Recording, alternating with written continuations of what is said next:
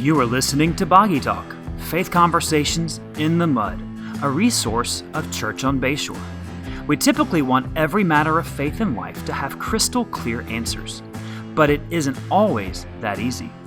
Recorded on the Boggy Bayou of Niceville, Florida, and hosted by James Ross and Justin Wyatt, pastors at Church on Bayshore, this podcast dives into how to help Christians think with a kingdom mentality about topics that sometimes get muddy and bog us down. So let's dive in. Hey, and welcome to Boggy Talk. We hope you are having a great day. We are coming to you from different locations because it is the week before Thanksgiving, even though you're listening the week after Thanksgiving, and I am quarantined. So we are in separate rooms, separate locations coming to you through Zoom. My name's Justin. We're thankful you have joined us. I'm here joined by James Ross, who is the lead pastor at Church on Bayshore. You want to say, hey, man? Hey, man. Hey, there we go.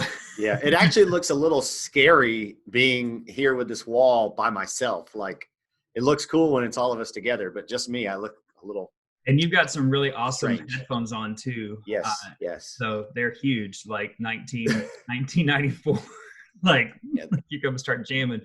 This is a materialistic Christmas present that my wife bought me last year to segue into what we're talking about today. That's right, materialism. So today we are kicking off a 4-week series of Boggy Talk on weariness.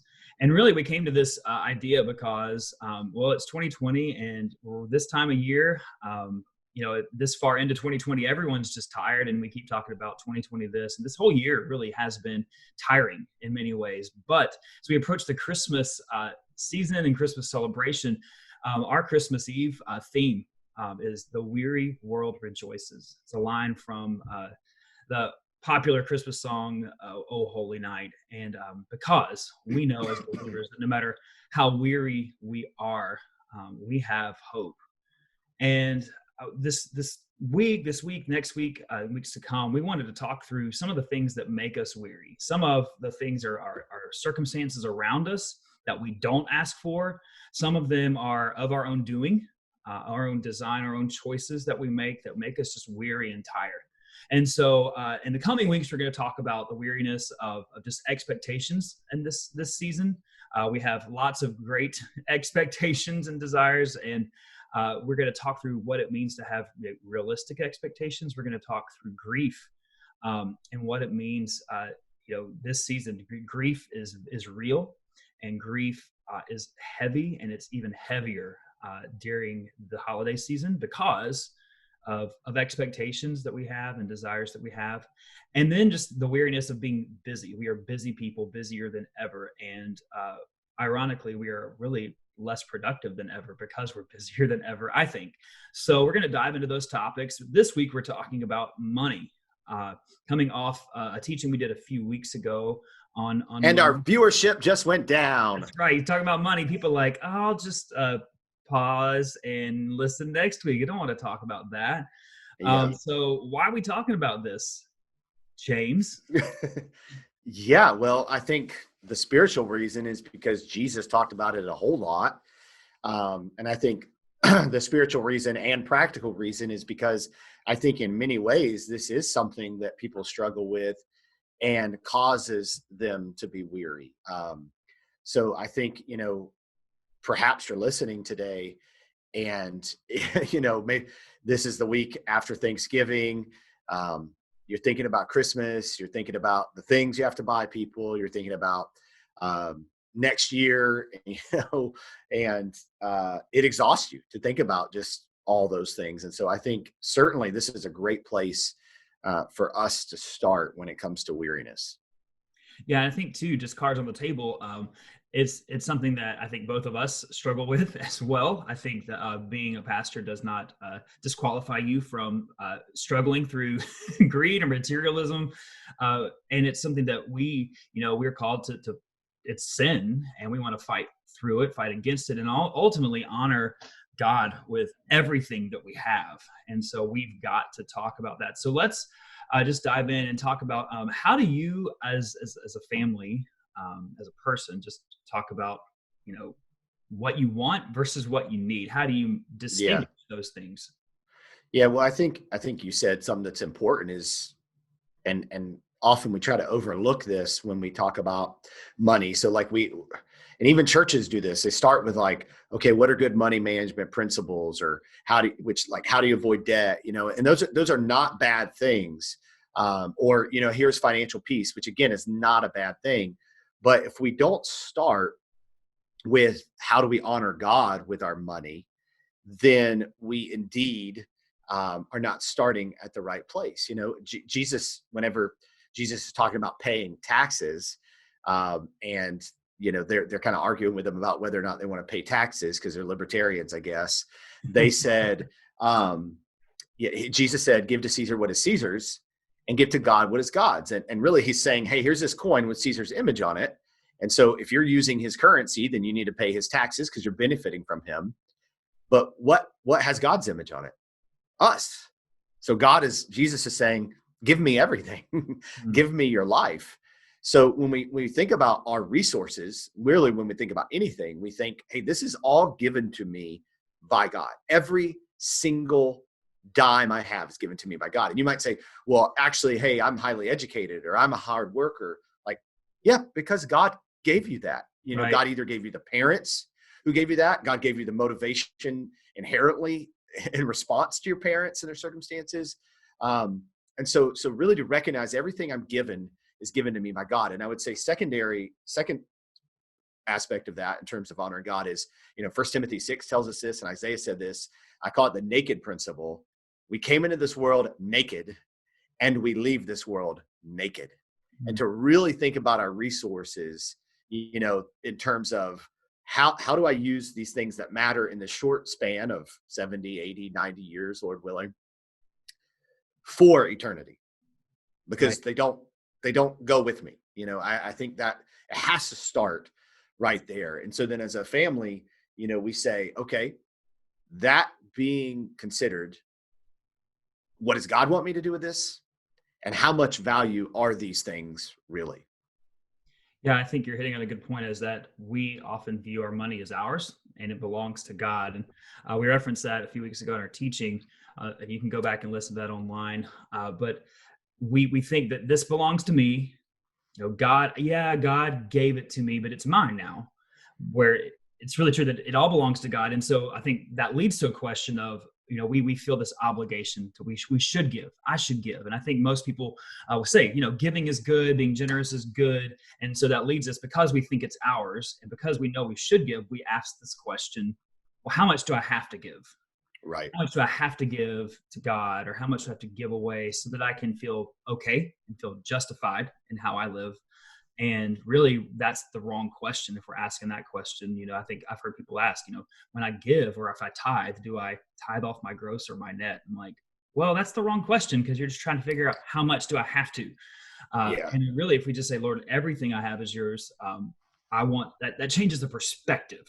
And so right. Then you can get into the practical, like the best practices of money management, budgeting, all that stuff. Yeah. Why does Jesus talk so much about money? Well, I think it comes back to the most probably significant thing he said about money, and that is, where your treasure is, there your heart will be also. And that's profound. Yeah. And obviously Jesus said it, so of course it's profound. But I mean, that's right.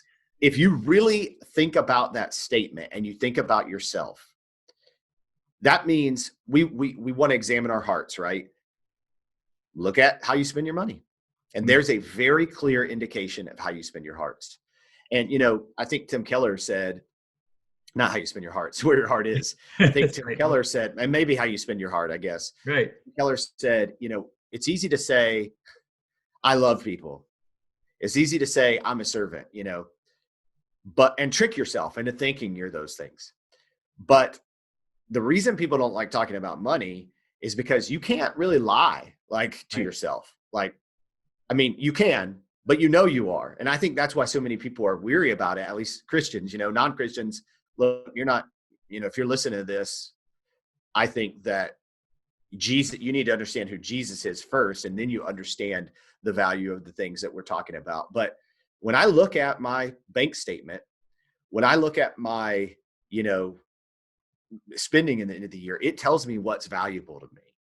Yep. And, man, for a lot of us, I think that's very sobering. And so for us, the question is not how much do we have to give, but like, how much can we give while being responsible, and not crippling ourselves for future generosity and not crippling our children for future generosity. I think that's really the question we're asking ourselves. Yeah, I think it's kind of like that Goldilocks principle, the breadcrumbs along the way to lead back to the house. And I think several pastors have said that. I've heard that reiterated. Like if you follow the trail of your giving, like you'll find your treasure. Right. Yeah. And I think you're absolutely right. Like if we if we all looked at each other's bank statements and credit cards, not for like, how much we make, but really like how we spend our money, it's revealing. It's very revealing where our treasure is. And I think it goes back to our perspective of eternity. And have I defaulted? I think it's a default setting we live on sometimes to think that this world is it. And so I got to suck as much enjoyment and life out of it as possible, which, the things that we're talking about, like, vacation, great, like do that. Like it's not that material possessions in and of themselves are not evil. Right. But it's that desire to have more and to think that that's what's going to satisfy us. And I think particularly with so much need around us, we are called to be responsible. And where is that line? We could all give everything away and there would still be needs, and then our families wouldn't have anything. So where is that line? I don't think you can prescribe that necessarily. It's more of a case by case conviction as God leads. But the principle is this: we've got to be generous people. And I should say that way. I should say we get to be generous people because God's been generous to us. We're being sold a vision of our life. And it's mostly, by businesses that want us to buy into that, because they benefit from that. And so, God's word paints a picture of what our life, an image of what our life looks like. And we rarely hear that. And I would say that even in church, a lot of churches and a lot of pastors try to shy away from this inconvenient life because they're struggling with these same things. And they also don't want to say something and then be held accountable for that, So I think we need to recognize that. I think that's why a lot of people are weary, is they're being sold a version of their life that God did not intend them to live. God did not intend for us to live. And I think you said, where's the line? I agree. I think it's dangerous. It's fair. You're a Pharisee when you say, here's the line. Right. But I also think it's okay to say to your friends, you've crossed the line. I don't know where it was, but you've crossed it. You know what I mean? Like every single holiday, you're taking a vacation, every single, new gadget you're buying. Like, I don't care what your income is and how easily that is to afford. Like you shouldn't be living like that, and I think it's okay. I think it's okay too. Like, for me to be questioned on my heart, so I think we've talked about before, like, I value vacations mostly because it's really hard to take a true vacation, while I'm here in the area. I mean, I guess maybe if I was quarantined, then, maybe, I don't know, but I don't know how restful that is. It is not restful. And I've actually got maybe a lot more done than in the office. But I think that,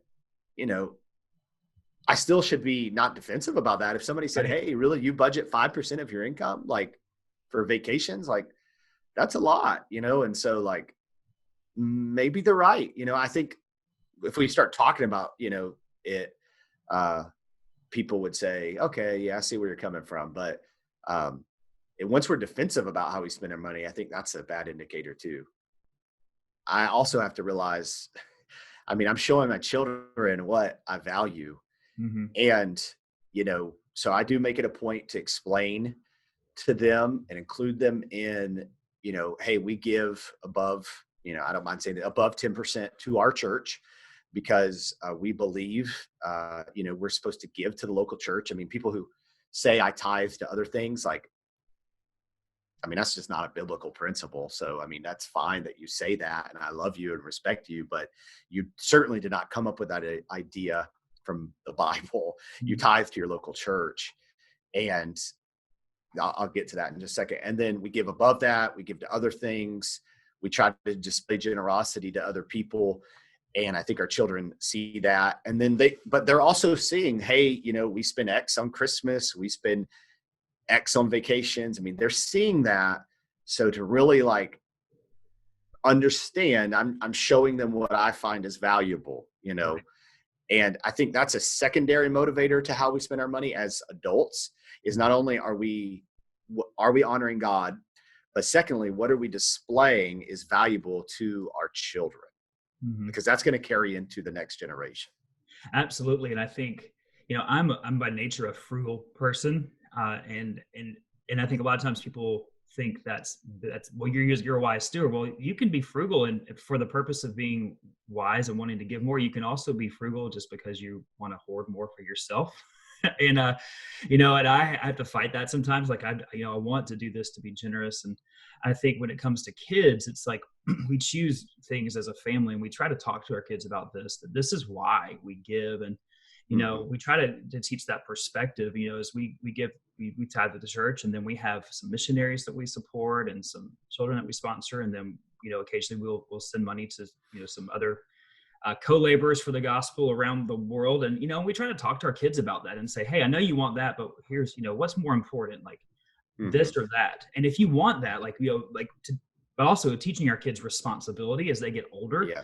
If there's something they really want, I want as a parent, of course, to give my kid everything they want, because that's Right. what parents we want to provide for our kids, but that's also not what's best for them all the time. And so we tried to tell our kids is like, hey, if you want that, let's make a plan, because you need to learn the value of work. And delayed gratification is a great teaching tool. And then you're also just going to take care of things better. My kids will make fun of me because when stuff gets broken, I'm like, you guys always. They're like, like, don't say always, Dad. I'm like, I know, but you always do this. Y'all break everything. But it's because it's like when I react that way, it's ultimately because like I really have attached too much value to that item. Yes, should my kids take care of things? Absolutely.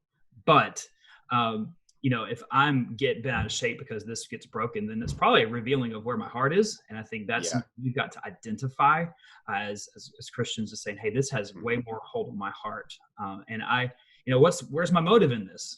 The one time one of our kids had gotten they were really young, but they'd gotten this really nice blanket. It was something we would never buy, but it was given to him as a gift. And we were out at a store, and in the parking lot, a lady came up to our car, and it was cold, and she was asking for food. And so we had food, but it's just cold. And so that kid just was like, she can have my blanket. And so as a parent, and I think we've been in these twists before, we're like, buddy, that's a really nice blanket. Like, oh yeah, and you're like, maybe do we have another blanket we could give her in the car? Right. Is there something else? But is there a Georgia Bulldog blanket we could just give away? Absolutely, the best blanket of all. But you're like, he needs to give this, because this is gonna stick with him, and we don't need to be attached to it. It's like that lesson's greater than me trying to, and how unloving of me to try to keep someone from giving. I think something I've heard you say too, and I think this is probably one of the greatest things that we have the opportunity to say to our children when they talk about things we spend money on, is like, oh, so-and-so's kids, they have so much money, they do this or they do that. And I'm like, well, we could afford to do that. We choose not to, because either A, we don't want to spend that kind of money on that because that's not as important to us, or B, like, we don't know about them, but we would have to go into debt to do that. And, we don't want to go into debt for everything that we want. And so, when we can afford that, like, we'll reevaluate. I think that helping our children understand, and that's like needs versus wants. Like, do we really need that? Right. Okay. No. So do we really want that? Well, and just because we want it, should we have it? Well, that's a bigger, that's not as cut and dry as we need that. You know what I mean? You said this, we don't know other people's stories. Like when we tell our kids, like it's hard in this too with kids, because we don't want them to start judging everyone. But they have to develop a sense of discernment. So helping develop this sense of, and really as adults, we struggle with this too, this discernment of what's right versus judgment of other people. And they're not living our story. Like we we're called to be responsible for what we've got, and we don't know what debt they've taken on. We don't know how much money they make, and that's not our life to live. We are called to be responsible for what God's entrusted to us and use it for His glory, and then to lead other people to do that as well. Because I think what we don't want is our kids going around being like, well, they have this, and so they should just give this. We don't know. Like, that's not the heart of God towards other people, and we don't want to be like that. And I think, our kids and adults too, we struggle a lot, especially like right now, this time of year, with what we want versus what we need. And we just have about to pass Black Friday, and this crazy shopping season after Thanksgiving, and it's going to be online. And I think, if we could pause right now, our hearts before we buy things, say, what do we need? What do we want? God is an extravagant giving God. So it's not that gifts, or in fact, gifts, I believe, are an expression of the heart of God. When we give something to someone, it's an expression of love, and that's beautiful. But I also know that I can really easily convince myself that I need everything. and the culture just wants us to buy stuff. I think with ads, as we're scrolling through on social media, as we're on TV, like, it's just reinforced over and over and over again. That's how it's designed to work with social media. It's like, to finally, like, we're going to see enough of an ad to convince ourselves that we need it. Right now, funny, like, almost every ad, because I block, like, almost every ad is like block, just to see what I get.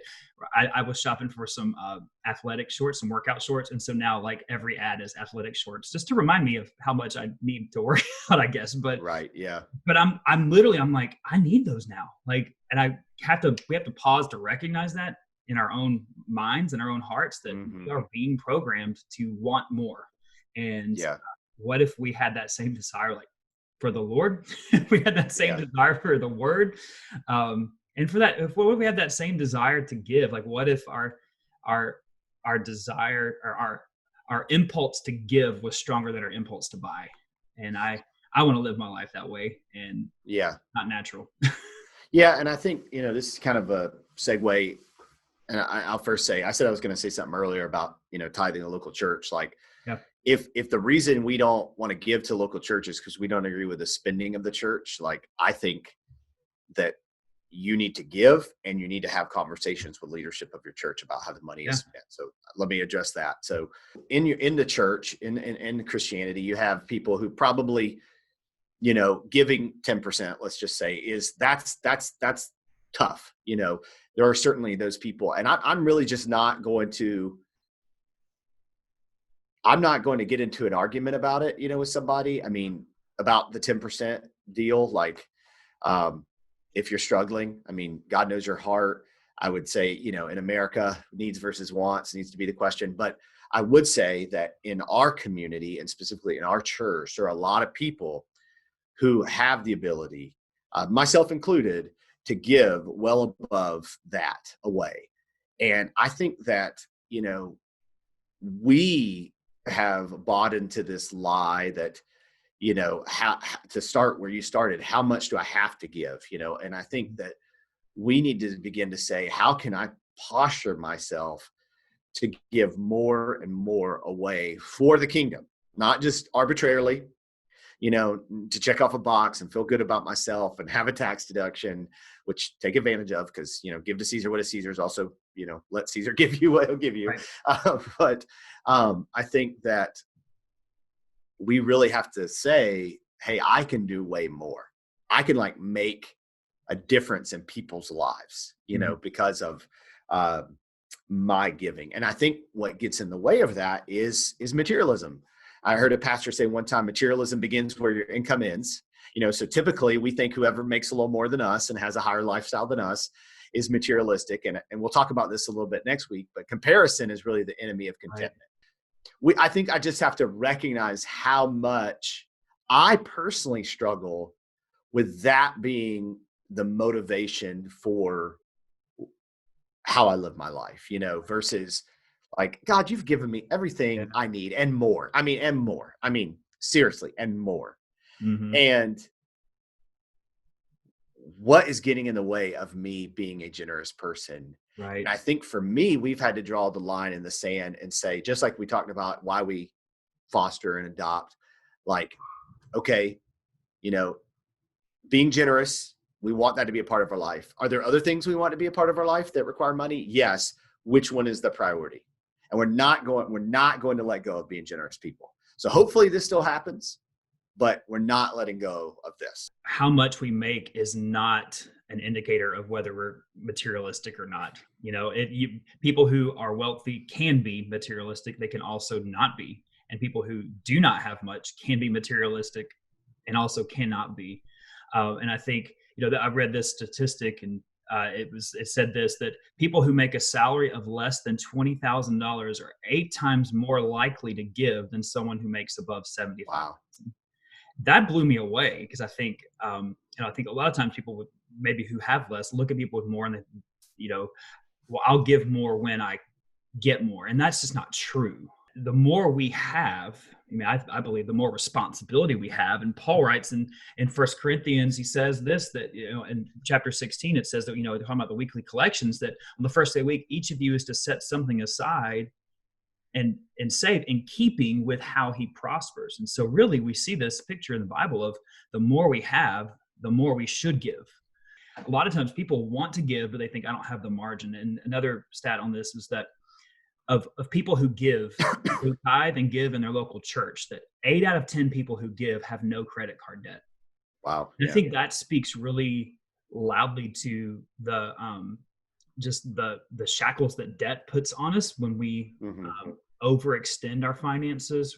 And I think a lot of times if people were honest about debt, would have to say that it was to buy stuff they probably didn't need to impress people they probably didn't even like, And so I would say practically make a plan, whether it's, a budget class to a mentor, through someone helping you create a budget, live on a budget, and aggressively get rid of credit card debt so that you are free to give. And I think, the Bible says that we're a slave to the lender, and we don't want to be in that position. We want to aggressively pay down that debt. I think set a budget and live on it. And that's hard because we don't like to deny ourselves. I'm like, no, but I need it. And we convince, no matter that, we convince ourselves we need things that we don't need. But I think that's a big thing, but live on a budget, and then just go through your budget and say, hey, we've been paying this for this. Like, can we get rid of this? Can we cut this? Can we downgrade this? Not just so that we can save more. Maybe saving is the best biblical principle for your family. I don't know your situation, but ultimately even saving is so that we're in a position to give more, to leverage more. I don't know if you have any other practical things that you guys have done. Yeah. Just 3 statements. One is, I've never met a person who gives generously who is sad about that, Right. And I don't know if I already said that or not, but I think that's, I don't meet people who regret being generous. But I do meet people who regret being materialistic and spending money on those kind of things. I think another thing is, in the Proverbs, I think it's Agag or somebody like that, says, give me neither poverty nor riches. If I have riches, I may forget you. And if I have poverty, I may grow bitter towards you. And I think for me, like, that's what I'm trying to live by, but that's also what I'm trying to teach my children. Like, so when I spend money on my kids, I don't want them to be bitter, And so in our context, that's a challenge because so many people have so much stuff. So I think if we are so frugal to the point that we don't let our kids have anything, they will get bitter. Yeah. At the same time, I don't want them to forget God because of how much I give them. And then the last thing I would say, and I think this is where it takes it to another level in how we live our lives, is it's not what you teach, it's what you emphasize that sticks. Yeah. So I remember in my former church, there was a guy, very generous guy. I mean, it was awesome. Like, the generosity he displayed, letting people live in his rental house for free, like doing all kinds of stuff. And then he bought a ridiculously nice car. And again, that's between him and the Lord. But I, as his brother in Christ, I said, hey, I just want you to realize that what has happened is you've went from this guy who's viewed as, man, he is intentionally generous, to this guy who has a lot of money. And I'm like, when we make our decisions, it's not just about whether we can or cannot, but like, what image are we reflecting? Right. And so, again, you got to be careful, because then you're worried about what people think about you all the time. You go too far that way. But at the same time, like, how we spend our money, what message does that send to our children, to the community, to those around us, about us? That's really it. Agreed. And I think, this sounds maybe trite, but, when I think of the verse that says, we keep our eyes on Jesus, the author and perfecter of our faith, that when we do that, like, I think we can overthink every decision and every penny, and we are accountable for everything. However, I think if our eyes are on Jesus, his kingdom and his glory, like, he's going to lead us. Like, he's going to put that desire to be generous in our hearts, and we're going to look for ways to be generous. We keep our eyes on him. And when our eyes are on Jesus, like, materialism, new workout shorts don't seem as appealing, or whatever, a bigger, nicer car. Like, it's like, this is what I got is fine. Because my eyes are on him. And that is something we as Christians have to fight for, and be intentional and discipline our hearts, and just, saying, I want to keep my eyes here, because that's better.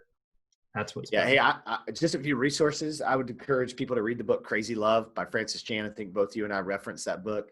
It really asks some thought-provoking, heart-stirring questions. Radical by David Platt is like similar, but not as good, but it's still a good book.